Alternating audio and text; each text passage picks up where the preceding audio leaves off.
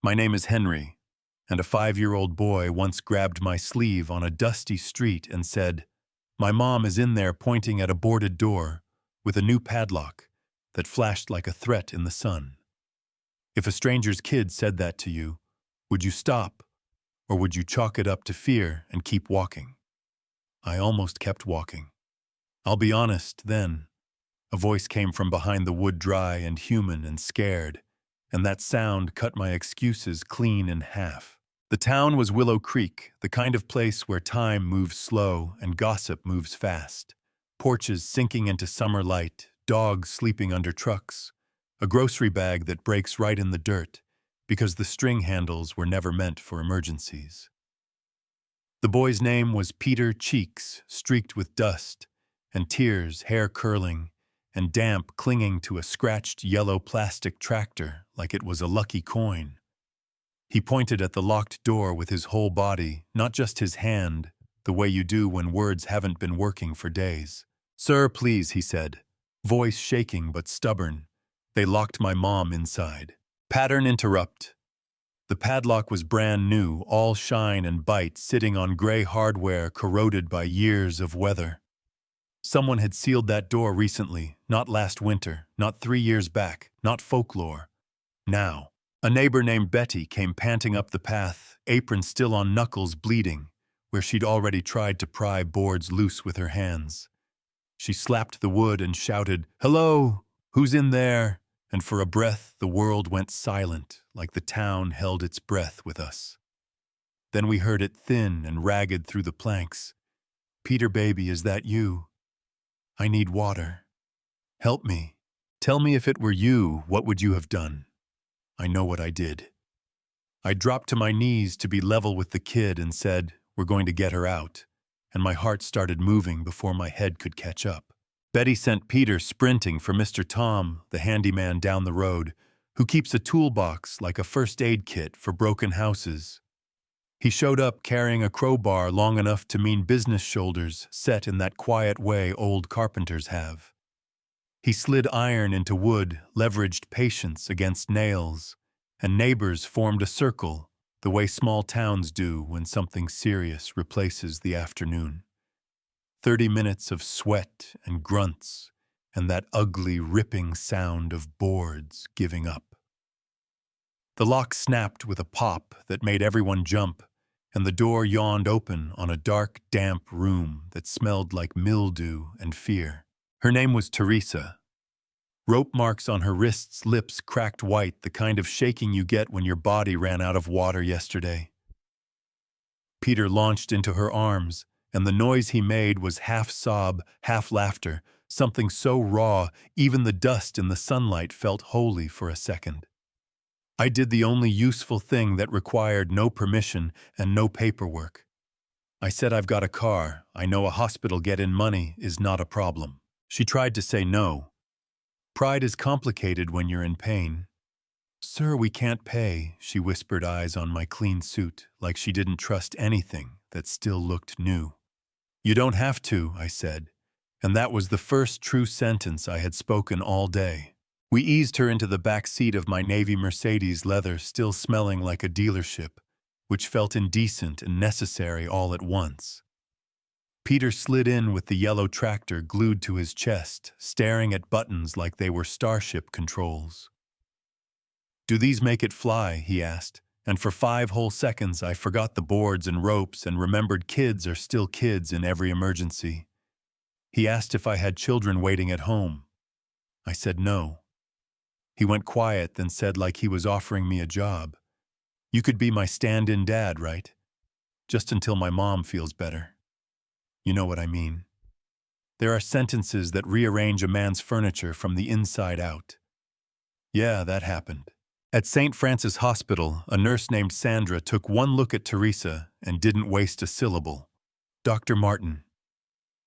Mid-50s, calm hands walked in with eyes that scanned for quiet bleeding. Not drama. Dehydration, shock, bruising. "No fractures," he said, and Peter sagged against the chair like somebody had just untied his lungs. We got Teresa water in tiny sips the way you do when you don't want kindness to hurt. I sat in a corner pretending to read an old magazine and listening to my heartbeat get louder in my ears than the fluorescent hum. Then Teresa said the words that shifted our story from rescue to reckoning. "Mr. Henry," she whispered, fingers picking at the blanket seam like she could pull courage from thread. "Before my husband died on that bridge job, he gave me a small golden key. He said if anything ever happens, use this." I sewed it into Peter's rag doll so nobody would find it. Wait, a key? Inside a child's toy? Not a metaphor. We couldn't go back to her house. The men who took her might still be nearby. So I made a phone call, then another.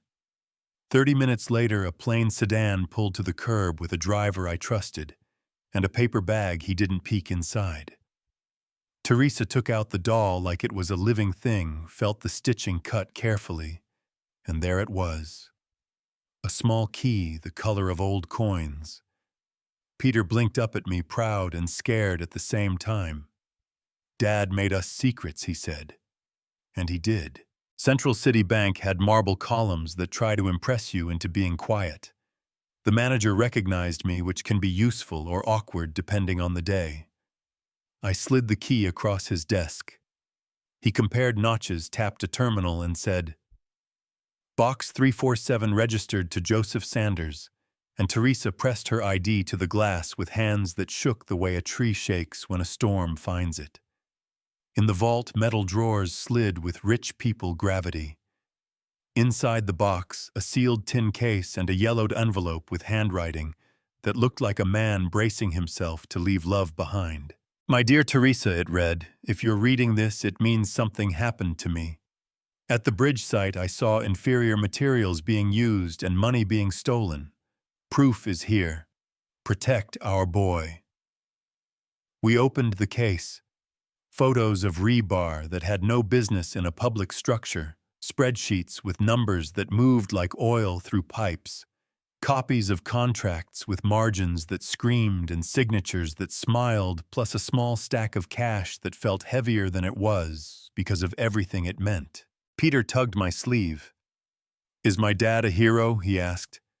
"Yes, son," I said without blinking, "the kind who keeps protecting you after he's gone. Here's the twist, the one that flips the table in the middle. The men who kidnapped Teresa weren't just random rough hands looking for a quick score. They were working for people in suits.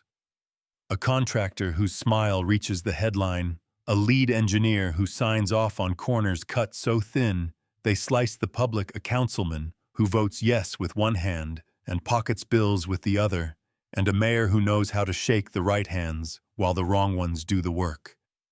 This wasn't just crime. It was infrastructure fraud wrapped in paperwork hidden in the everyday. Now we had a choice. Witness protection. New names, a place where Peter becomes Sam, and the yellow tractor looks out of place on an unfamiliar nightstand. Or we take the evidence to the top, make it public, dare them to come at someone who refuses to hide. I called Agent Paul Roberts at the Bureau, a man with the kind of reputation you only get after 2 decades of doing the unglamorous work. He spread our documents across his desk like a map of a storm. "We can protect you right now," he told Teresa, "or we can use this moment to draw everyone out of their holes. Both paths are dangerous. One might clean the rot faster." Teresa looked at Peter, then at me. "What would you do?" she asked. "If it were you, what would you have done? Tell me in the comments later, but here's what I did. I thought about the kind of power money buys and the kind it doesn't. I thought about a boy who asked if I could be his stand-in dad. And I heard myself say, "I'll put my face on it. I'll hold the mic. Let them aim at me." "Oh, absolutely not," Teresa said, fear climbing back into her voice. "You've done enough." Peter stepped forward, wrapped himself around my leg like kids do when they're sure of one thing in a world that keeps shifting. "Don't let the bad men hurt you. Dad, Henry," he whispered. That word "dad" landed in my chest like a key finds a lock. Click. Agent Roberts nodded once like a man accepting a mission he already started planning 10 minutes ago. All right. We stage a press conference in the morning. We move Teresa and Peter to a safe house tonight. We coordinate arrests while the cameras roll, and we watch every road in and out of town. His team went to work.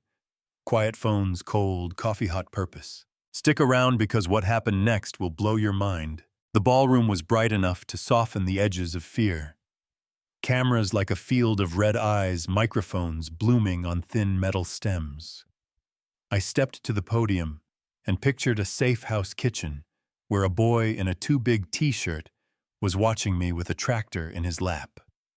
Members of the press, I said I have in my possession documents, photographs, and recordings proving that more than $50 million meant for bridges and roads was diverted. A sound rolled the room. Not a gasp, something heavier like a crowd remembering taxes have faces. Names a reporter said, voice steady, pen ready. So I read them. One by one. Mayor Charles August, Frank Larkin, owner of Larkin Construction, Robert Silva and Carl Menden enforcers, Mark Vera, technical lead engineer, Councilman John Bates. Each name sounded ordinary until you lay it next to the photos of cracked rebar and the numbers that never add up unless you factor in greed. Then I pressed play on a small recorder Joseph had left behind. His voice came thin but determined. Another voice, distorted, said, "Stop asking questions, or your family will have problems." And in that instant, the temperature in the room dropped even under the lights. You could feel people deciding things. Agents on the edges reached for radios. A hotel worker paused with a tray halfway to a table and just listened. While I was talking, 3 cars with cloned plates tried to approach the hotel. Federal teams intercepted them a few blocks out. No shots, plenty of weapons, burner phones with recent calls to familiar numbers. The mayor was suddenly unavailable, which is a word that does a lot of heavy lifting in times like these. By sundown, 5 lower-level operatives were under arrest, and warrants were radiating outward like ripples. That night, they let me see my family again. Yes, I said it. Family. When I walked into the safe house, Peter sprinted and hit me with a hug that felt like gravity had been saving that exact pull. "You came back just like you promised," he said into my jacket. Teresa stood in the doorway, 100 emotions fighting for room on her face, and she said, "You shouldn't have done it. Thank you. We didn't have another option. But still, thank you." We sat at a cheap table with bad coffee and the best laughter I'd heard in years. Sometimes those two things live in the same room. The weeks after were paperwork and prosecutions and press. They called it Operation Clean Bridge because a good headline helps the public keep score. Some of the men pled out. Some lawyered up until their bills made them cooperate. One tried to run, but turns out airports work better for people who aren't on 10 different lists. The bridge got inspected from sky to soil, contracts were rebid, and for once the rebar in the ground matched the rebar on the invoice. Meanwhile, Teresa learned the uneasy quiet that comes when guards leave your driveway, and Peter learned that normal isn't something you wait for, it's something you build day by day, hand in hand. Now I want to tell you the part that stung the most. It came long after the cameras moved on. In a quiet kitchen, Teresa set down a mug and said, "Henry who saves a town when the person with the resources drives away. We got lucky because you were here. But what about the next woman who gets locked behind a door with a new padlock and a dry throat? Who hears her? Who believes her kid? Do you think that's fair? That justice depends on who happens to be driving by with the right connections. I can fund schools, I can fund lawyers, I can fund meals, but I can't fund courage in people who keep walking when a child says, 'My mom is in there.' That has to come from you, from me, from the next neighbor who hears a thin voice through rotten wood. Believe, kids. Knock louder. If your fists hurt, find a crowbar. If you don't have one, find someone who does. Don't outsource your conscience to the richest person in the room. So was justice served? In the way that courts stamp papers and headlines get archived, yes.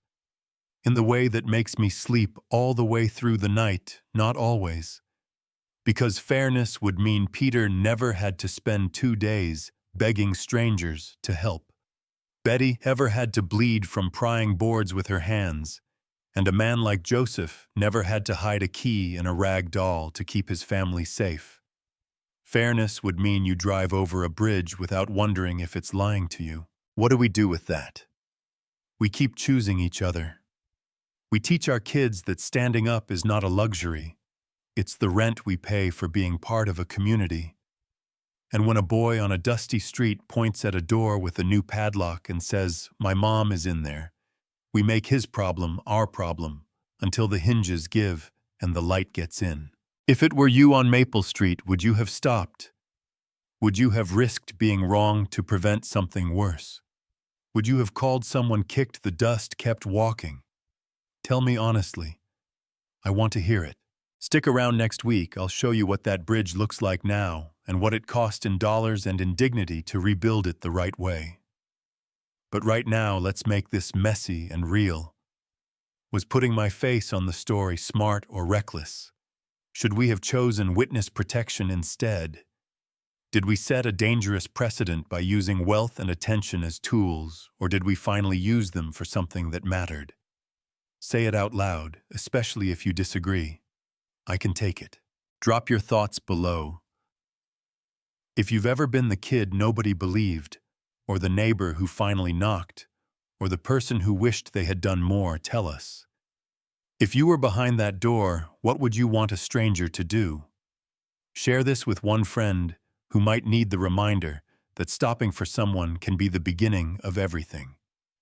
I'll be in the comments reading, answering, and listening.